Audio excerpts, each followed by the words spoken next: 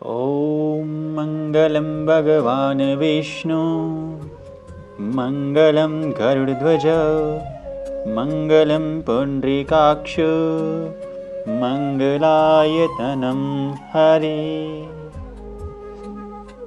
आज हम बात करेंगे उत्पन्ना एकादशी, जो कि प्रथम एकादशी आती है माघ शीर्ष कृष्ण पक्ष में।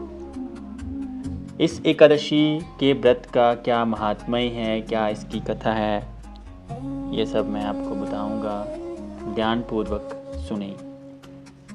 नैमिषारण्य क्षेत्र में श्री सूत जी ब्राह्मणों से बोले, हे ब्राह्मणों, विधि सहित इस एकादशी महात्म्य को भगवान श्री कृष्ण ने कहा था।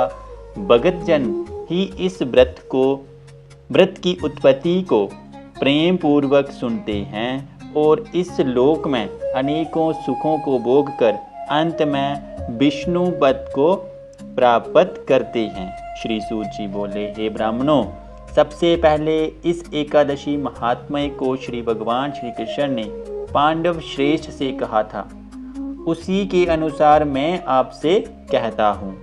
युधिष्ठिर ने पूछा, भगवन, इस एकादशी व्रत का महात्म्य क्या है?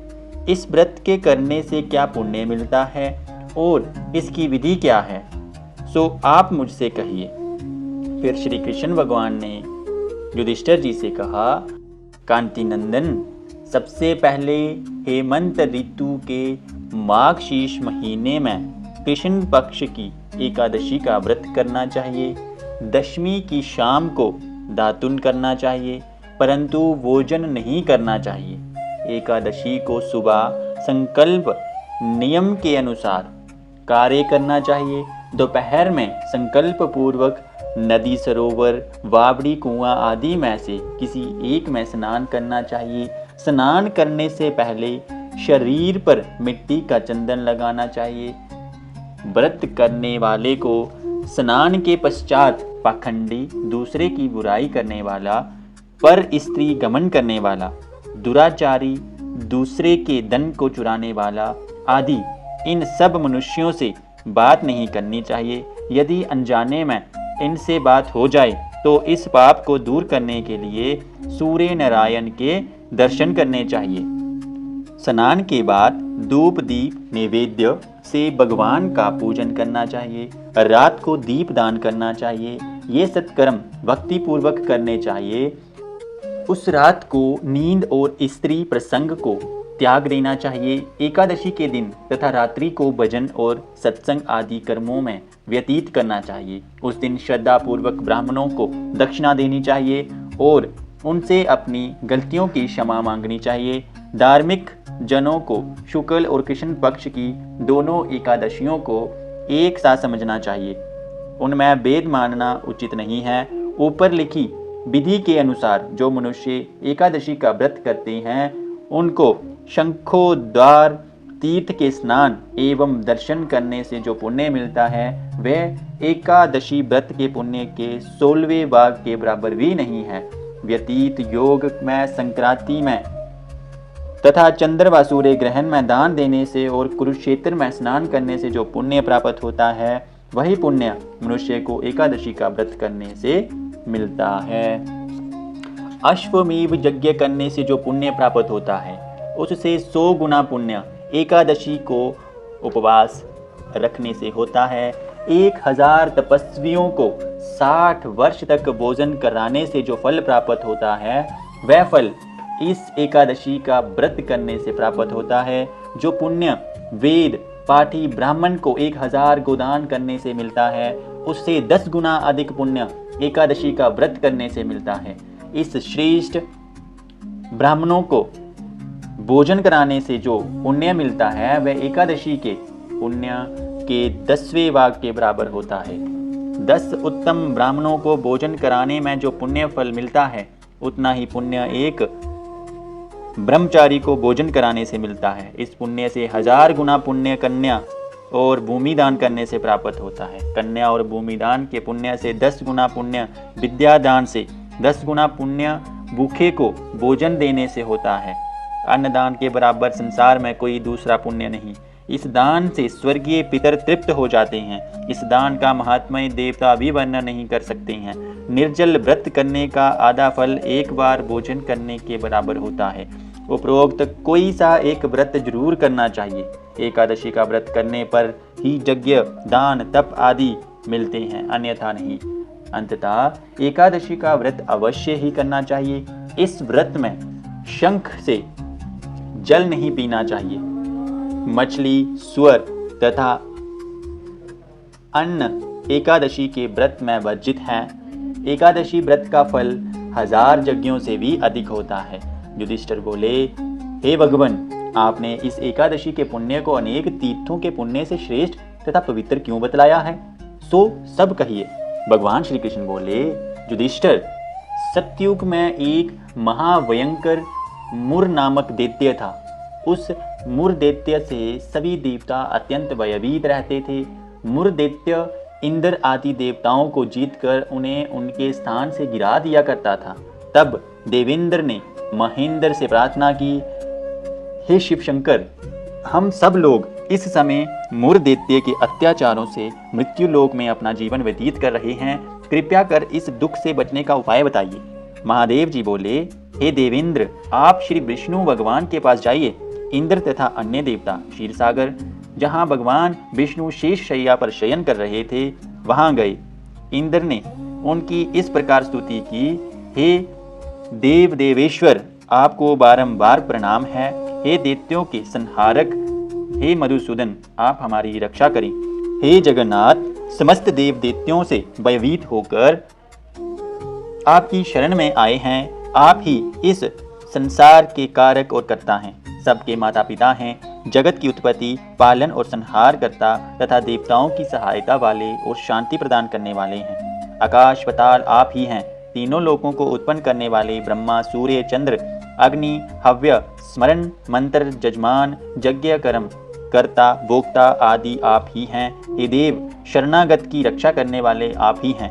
इस समय दैत्यों ने हमें स्वर्ग से निकाल दिया है, अब आप हमारी रक्षा कीजिए। देवताओं की करुण वाणी को सुनकर श्री विष्णु भगवान बोले, देवराज, वह कौन सा दैत्य है जिसने देवताओं को जीत लिया है? वह कहाँ रहता है तथा उसमें कितना बल है? ये सब मुझसे कहो। इंद्र बोले, देवेश्वर, ब्रह्मा जी में तालयंग नामक एक दैत्य था। उसी दैत्य के पुत्र का नाम मुर है। वह अपनी राजधानी चंद्रावती में रहता है। वह अपने बल से समस्त विश्व को जीतकर और सब देवताओं को देवलोक से निकालकर इंद्र, अग्नि, यम, वरुण, चंद्रमा, सूर्य बनकर पृथ्वी को तपाता है, मेघ बनकर जल की वर्षा करता है। अंततः आप उस दैत्य को मारकर देवताओं की जीत कराएं। विष्णु भगवान बोले, हे देवताओं, मैं तुम्हारे शत्रुओं का शीघ्र ही संहार करूंगा। इस प्रकार भगवान विष्णु देवताओं को साथ लेकर चंद्रावती नगरी को चल दिए। उस समय मोर अनेक दैत्यों के साथ युद्ध भूमि में गरज रहा था।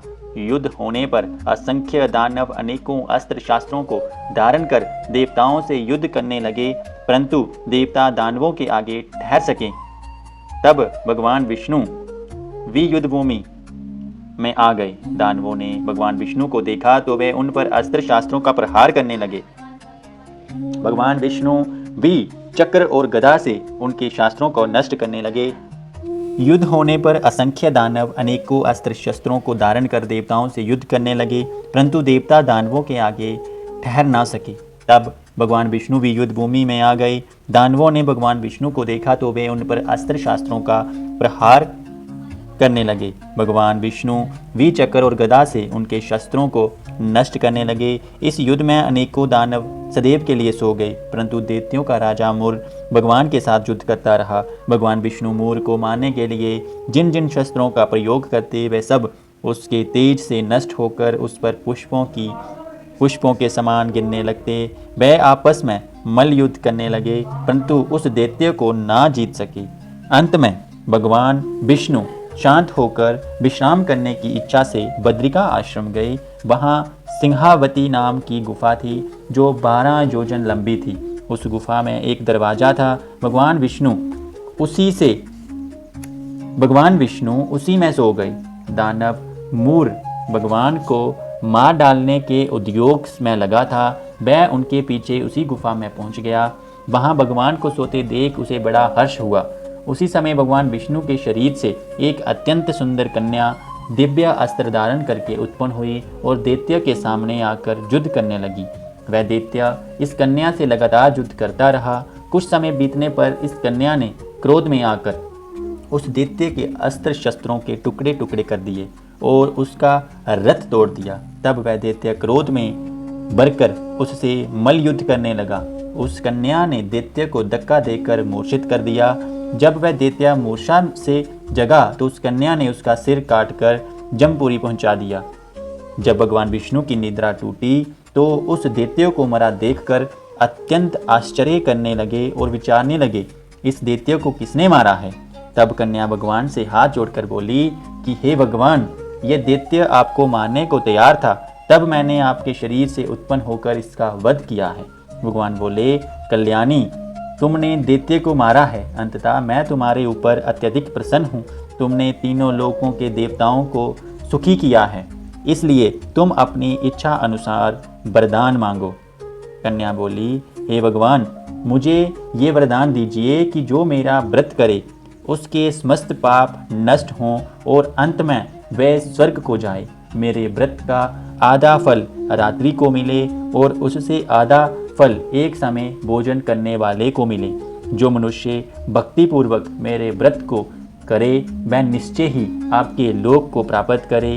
कृपया मुझे ऐसा ही वरदान दीजिए। जो मनुष्य दिन तथा रात्रि को एक बार भोजन करे वह धन दाने से भरपूर रहे। विष्णु भगवान बोले, हे कल्याणी, ऐसा ही होगा। मेरे और तुम्हारे भगत एक ही होंगे और अंत में संसार प्रसिद्धि को प्राप्त होकर मेरे लोक को प्राप्त करेंगे। हे कल्याणी, एकादशी को पैदा होने से तुम्हारे नाम की एकादशी हे कल्याणी, एकादशी को पैदा होने से तुम्हारे नाम भी एकादशी हुआ। जो मनुष्य इस दिन का व्रत करेंगे उनके समस्त पाप नष्ट हो जाएंगे और अंत में मुक्ति को प्राप्त करेंगे। तुम मेरे लिए अब तीज, आठे, नवमी और 14 से भी अधिक प्रिय हो। तुम्हारे व्रत का फल सब तीर्थों के फल से महान होगा। ऐसे कहकर भगवान विष्णु अंतर्ध्यान हो गए। भगवान श्री कृष्ण बोले, युधिष्ठिर, ऐसा वर पाकर महाव्रता एकादशी बहुत प्रसन्न हुई। सब तीर्थों, दानों, व्रतों के फल से एकादशी व्रत का फल सर्वश्रेष्ठ है। मैं एकादशी व्रत करने वाले मनुष्यों के शत्रुओं का विघ्नों को नष्ट कर देता हूँ और उन्हें मोक्ष दिलाता हूँ। हे अर्जुन, ये मैंने तुमसे एकादशी की उत्पत्ति के बारे में बताया है। एकादशी पापों को नष्ट करने वाली और सिद्धि को देने वाली है। उत्तम मनुष्यों को दोनों पक्षों की एकादशियों को समान समझना चाहिए। उनमें भेदभाव मानना उचित नहीं है। जो पुरुष विष्णु भक्त हैं वह धन्य हैं। जो मनुष्य एकादशी महात्म्य का श्रवण व पठन करते हैं उनको अश्वमेघ यज्ञ का फल मिलता है। जो मनुष्य भक्तिपूर्वक कथा सुनते हैं वे विष्णु लोक को जाते हैं और करोड़ों वर्षों तक उनकी उस जगह पूजा होती है। जो एकादशी महात्म्य के चौथाई भाग को सुनते हैं उनके ब्रह्म हत्या आदि के महान पाप नष्ट हो जाते हैं। विष्णु धर्म के समान संसार में कोई दूसरा धर्म नहीं है और एकादशी व्रत के बराबर कोई भी दूसरा व्रत नहीं है। इसका कथासार, ये एकादशी भगवान विष्णु की साक्षात शक्ति है। जिस शक्ति ने उस राक्षस का वध किया उसके सामने पाप रूपी राक्षस भला कैसे ठहर सकती हैं। जिस शक्ति ने देवताओं को सुख दिया वह प्राणी मात्र को क्या नहीं दे सकती। इस व्रत से सुख, समृद्धि, शांति और मोक्ष सभी कुछ सहज प्राप्त हो जाता है। ओम शांताकारं भुजगशयनं पद्मनाभं सुरेशं विश्वधारं गगनसदृशं मेघवर्णं शुभांग्यं लक्ष्मीकान्तं कमलनयनं योगिभिर्ध्यानगम्यं वन्दे विष्णुं भवविहरं सर्वलोकैकनाथम्। ओम विष्णवे नमः। ओम विष्णवे नमः। ओम विष्णवे नमः।